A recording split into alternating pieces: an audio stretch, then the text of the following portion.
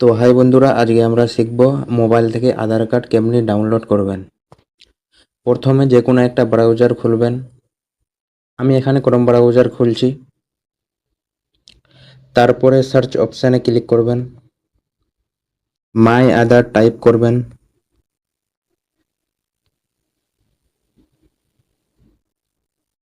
প্রথমে যেটা ওয়েবসাইট আসবে ওটাতে ক্লিক করবেন। তারপরে নিচের দিকে গেট আধার অপশান আছে, ওটাতে ক্লিক করবেন।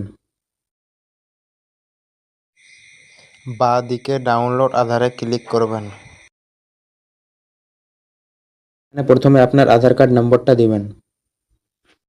তারপরে ক্যাপচাটা ফিল আপ করবেন। তারপরে সেন্ড ওটিপিতে ক্লিক করবেন। এখানে আপনার ওটিপিটা বসাবেন। ভেরিফাই এন্ড ডাউনলোডে ক্লিক করবেন। আপনার আধার কার্ড ডাউনলোড হয়ে গেছে।